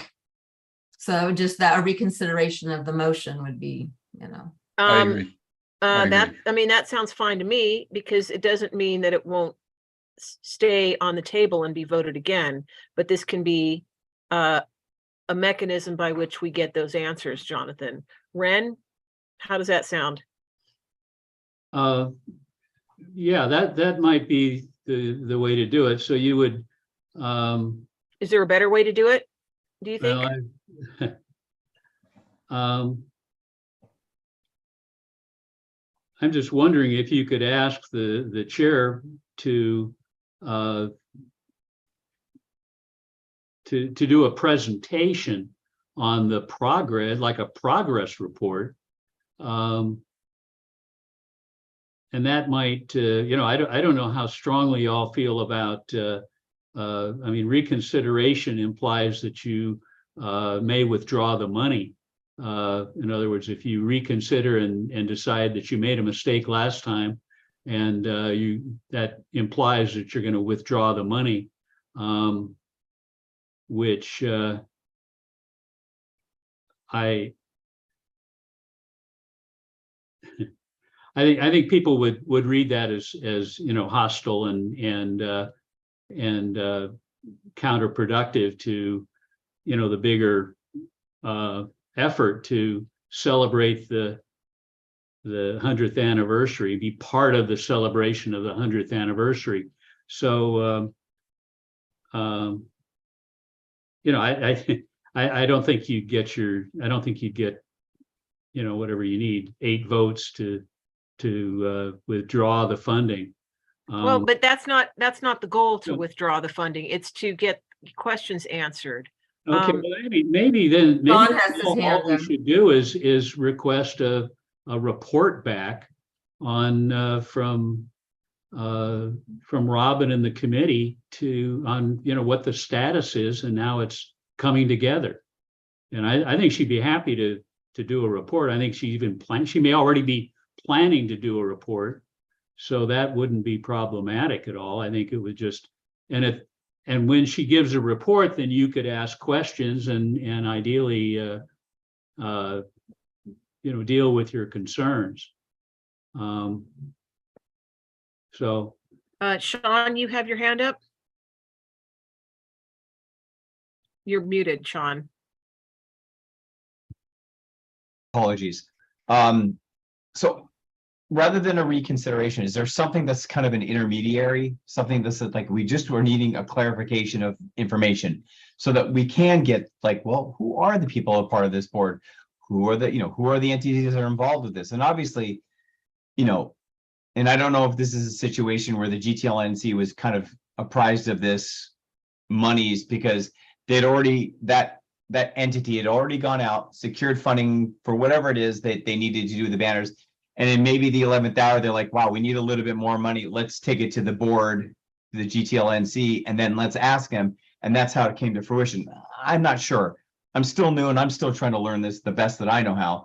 And I don't think that asking questions, there shouldn't be anything wrong with asking questions, but I just don't know if there's maybe something rather than a reconsideration. Is there something else that we could formally say, hey, we just need some clarity, and that's it? Well, Ren just suggested a report. Well, that's it, but I didn't know if there was a formalization. There was a formal term for, rather than reconsideration, there is a blank that says this is the information we're requesting. We can call it a status report. Okay. Yeah, and I have to say there were people, not just Robin, but a number of people on the GTLNC that were, they wanted to be involved in the 100th anniversary celebration, and they were looking for different ways to be involved and to kind of show up in the community. And the banners seem to be an obvious way for the GTLNC to show up on the street, if you were, in this case, literally, in terms of the 100th anniversary. Well, here's yet another question, and maybe Jonathan will ask, is we don't know if our logo is going to be on there. I assume so, but there's no discussion of design, approval of design, review of design. May we look at the design? And, you know, when promotional items are created, I think that's a condition of awarding NPGs. This isn't an NPG and this isn't strictly a promotional item, but it has, you know, promotional components to it. So Jonathan and then Kelly. Go ahead, Jonathan. Yes, Ren, I'm listening really carefully because I know you come with some experience on these people particularly and how they work. I don't think there's a nice way to ask people, did you deceive me? I don't think that's the question you give when you're giving a box of chocolate to people. In parliamentary procedure, the correct response is, as Ren suggested, and Kelly, it's a reconsideration. I'm not anxious to see the vote turn around or to see the money redirected or to do anything other than understand exactly what took place. Because unless people understand that suppressing information of this magnitude on the project like this, this was never presented as anything more than a neighborhood, a Greater Toluca Lake Neighborhood Council project. There was never any mention of anyone outside, which tells me that this was deception. This was deliberate, and you can't package it in just an update us. Let's cross our legs, sip our coffee, and have an update.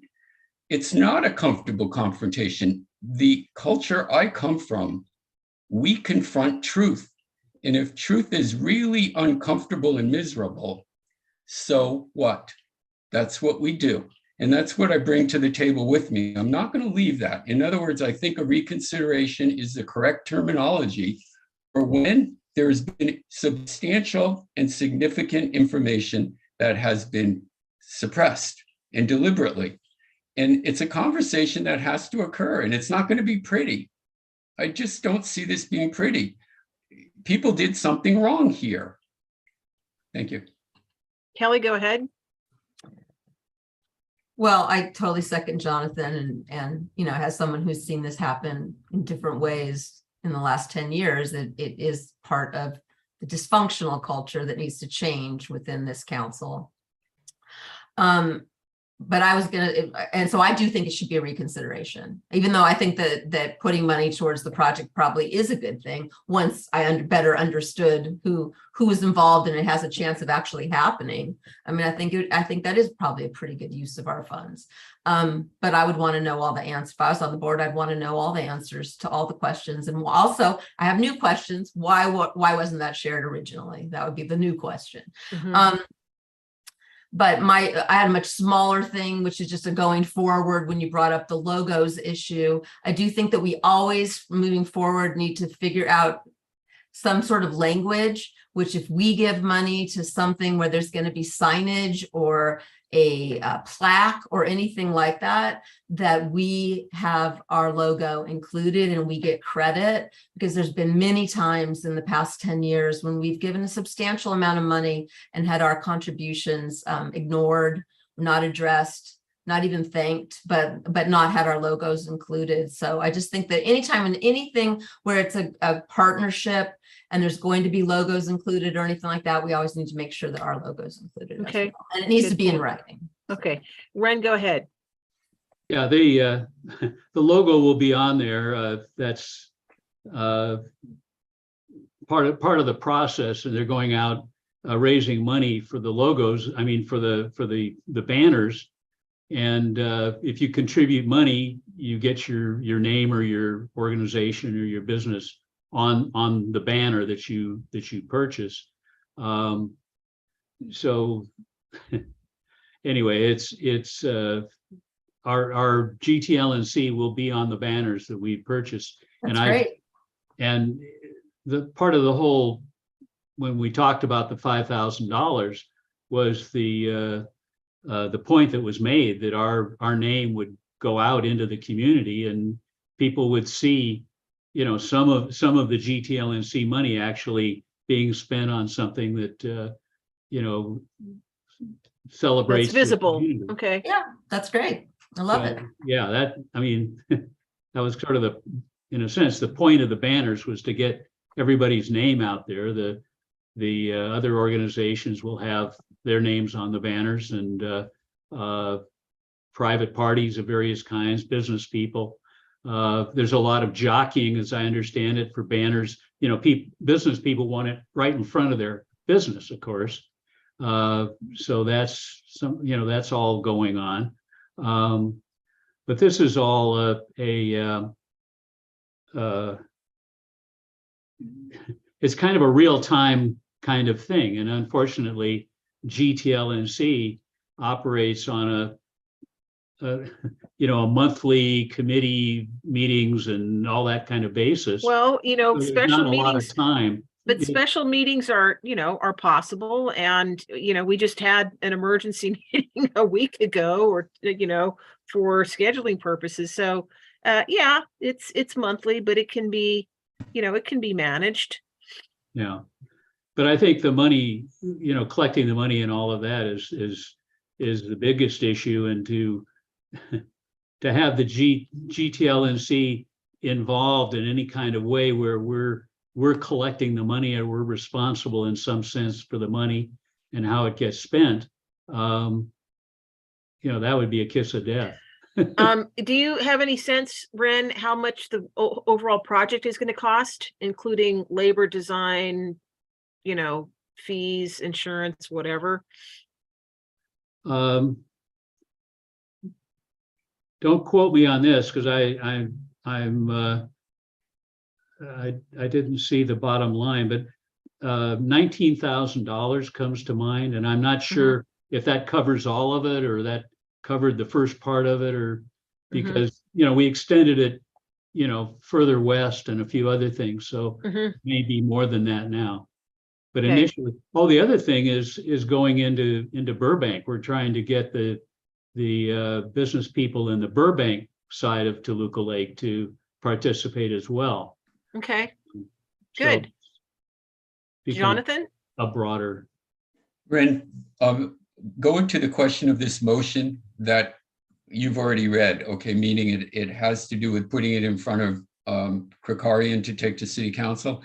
By looking into City Council, what I learned is it's pretty much in Los Angeles culture that something of this nature would go before City Council in order to receive the approval of the, clearly this is a non-charity, or non-profit, right? I assume.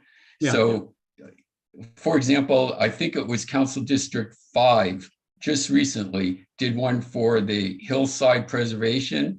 And I just mentioned before you were here in the meeting that another citywide street banner project was the Black History celebration. They also have that citywide. So it goes before City Council, and certainly the 100-year anniversary of Toluca Lake ought to be going before City Council in order for City Council to acknowledge it.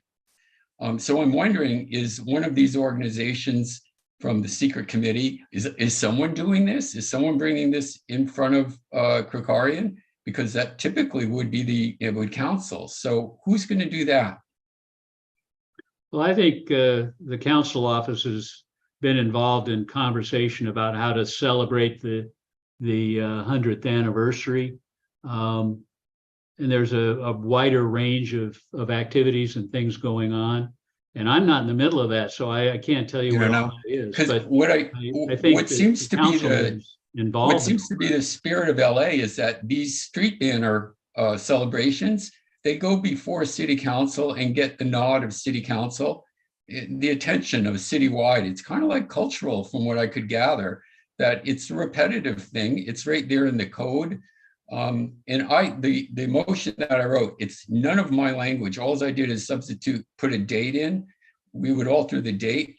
But for example, on that reservation process, it's the non-event that can last up to a year. It's 3-month increments, and you can renew it provided nobody else has gone there for 3 times. So that's a full 1 year. You can keep your banners up, and clearly we don't need a whole year now. So I was pretty careful about my wording and so forth, but I got the real clear impression that this is something that cities always bring in front of the city council as a form of respect. So maybe if you wouldn't mind talking to some of the people who are running things, maybe that ought to be looked at, a proper motion sent to Mr. Krokarian. Ren? Yeah, okay. Thanks. Okay, so, I don't know who in the council office is assigned to work on this, whether it's Shauna or anyway, it's an interesting question, and it seems to me that they've the council office has been supportive in general of celebrating the 100th anniversary. There's a conversation about a parade, there's a conversation about other activities, it's typically it's not the neighborhood council that fronts these kinds of things. They're other local groups, chambers of commerce and that kind of thing, homeowners associations that generally take the lead. But this is not an area of my expertise. So I don't know formally what's required by the city to acknowledge, the 100th anniversary of Toluca Lake. And then what other things would go along with that acknowledgement. It's an approval of the banner, actually. They approved the banner. Yeah. Anyways, I think it's a form of respect they seem to practice in Los Angeles, so someone ought to look into that. It's not weird or anything. Sorry. Seems to be real ordinary that that's what happens. And if nobody asks, you wouldn't want to sidestep a tradition if that's what Los Angeles does. I would like to propose that we take this to a vote on a motion for reconsideration, and so we can get this moving forward. I think we've talked about this quite a lot. Kelly, do you have language to propose for a reconsideration motion? I've never done one of those before. We could go back and look. I never done one before, but I think it would just be very clear and straightforward that there's a motion, that we propose a motion to reconsider the motion of, the date and the number that it was on the agenda, and and we ask that, for further reconsideration. All right, so I have it right here. You have it? Yeah, I have. Okay, so so I think it's really simple. Yeah, okay, reconsideration of the motion, voted on at the November 15th, 2000, of the motion, voted on. What was the motion's letter? Board on Tuesday, November, 11th? Hang on, let me check the date. 15th. You would want to say the motion on the general meeting agenda of what date? And then the motion usually has a letter attached to it. Right. Motion A, motion B. Motion B, reconsideration of the moted. Okay, here's what I have.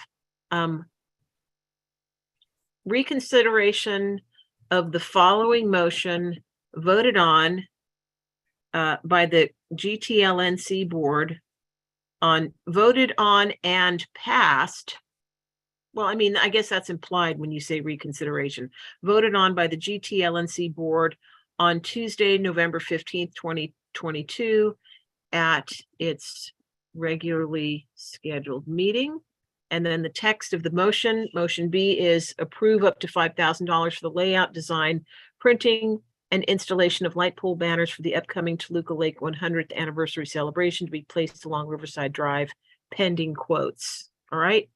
So any adjustment to that wording? I just want to point out that if you just read that off of the meeting notes, Yeah. and they clearly did not amend it to include Camarillo as we agreed in the meeting itself. It's Are you, interesting. you're talking about the meeting minutes? Yes. Well, Okay. that's what you're reading, right? Now, I'm reading the motion from the agenda. So I think You you're might want right. to go to the meeting minutes. minutes because it was amended. It should say from Camarillo over to Clybourne or whatever they said, Burbank. All right, let me see if I can find those meeting minutes real quickly here. Sorry, guys. Documents dated. All right. And that would be. All right. Those would be on 2023-01. All right, I've downloaded them. Let me have a quick look. Sorry, guys. It just because I want to use that exact language.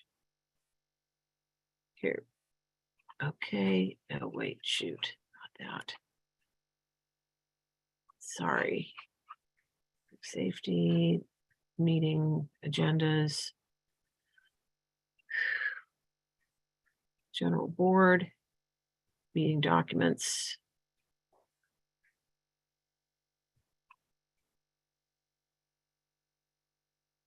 All right, so I'm now looking at the 2023.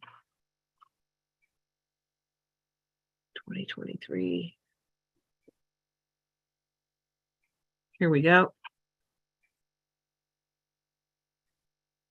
All right, so the meeting minutes. Here they are. Let's see if it was amended.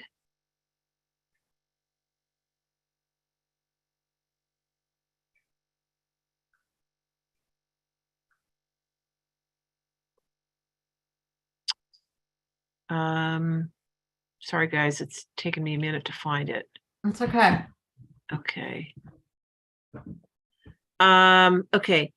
Approve up to 5 for the layout, design, printing, and installation of light pole banners for the upcoming Toluca Lake 100th anniversary celebration to be placed along Riverside Drive between Camarillo and Clybourne, pending quotes.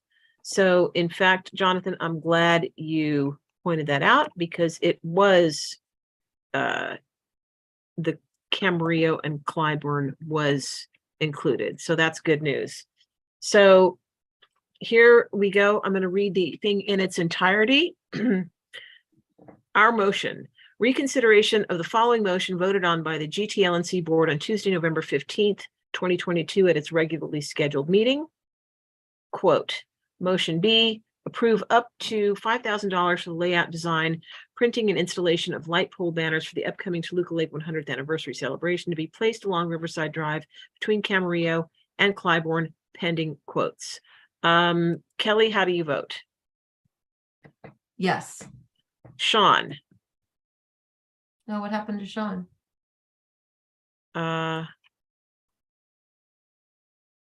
Did we lost Sean? Okay, so Sean appears to have disappeared at 8:29 p.m. Okay, Sean left meeting at 8:20. You know what? He might have just texted me. Oh, his computer just shut down. He is rebooting. All right. Why don't we, is there anything else we need to discuss? We can come back to this when he comes back on. Yeah, we can discuss something else. Let me just make a note of the time. Okay. Computer shut down.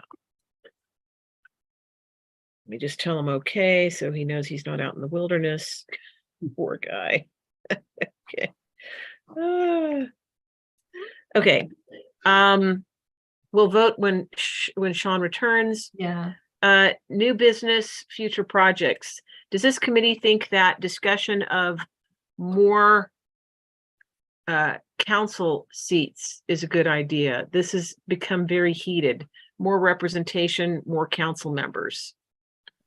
Ren, Jonathan, Has Kelly. it been discussed at all yet? Well, it's being discussed in Los Angeles, not at our council. Yeah. But are you talking about for our council or are you talking about for Los Angeles? For Los Angeles, for city council. Okay.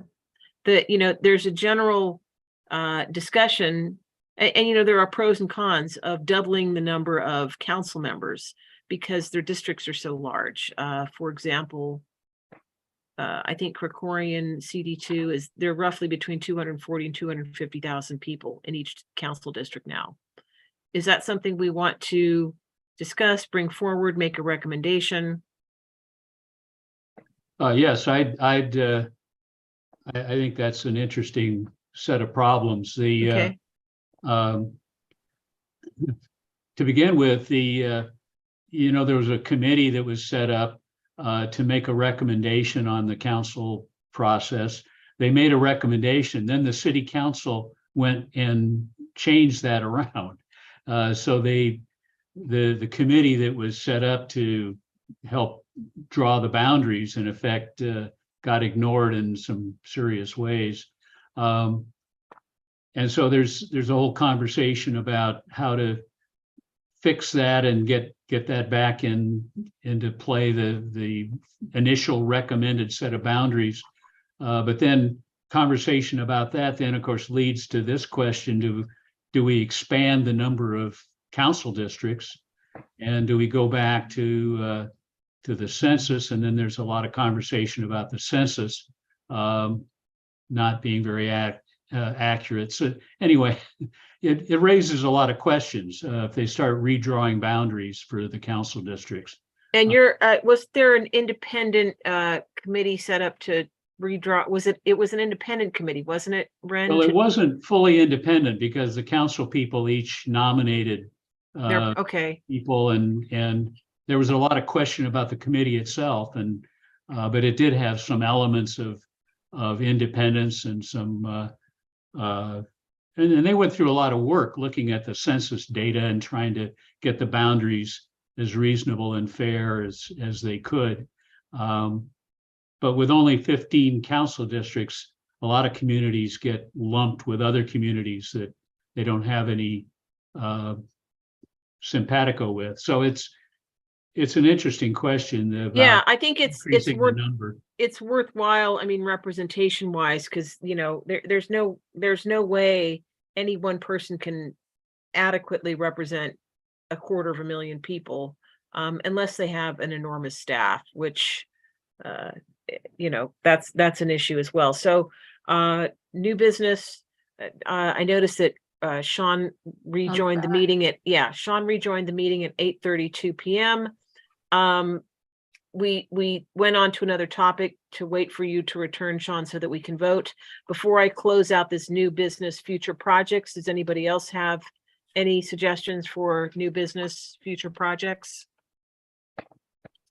I'd like to underline the two things of always making sure that whether it's neighborhood purpose grants or when we give money to anything as a neighborhood council, that we do ask for quarterly reports on the status reports quarterly. Okay. And also to know when the project has been completed that we contributed to. Okay. And also to maybe clarify the language that at a certain point, and we can pick what that point is, that we that we reserve the right to ask for to get the money back if it hasn't been spent within a reasonable period of time determined by us. And then the second thing is just to always make sure is to have language in our agreements that our logo is always included. Okay. That's good. Do you think you might have time in this next month, Kelly, to research, if there are any underpinning regulations or policy related to NPGs that would cause compliance for this sort of thing? Do you mean that would make it so that people that receive the money couldn't comply? No. To be more clear, I think I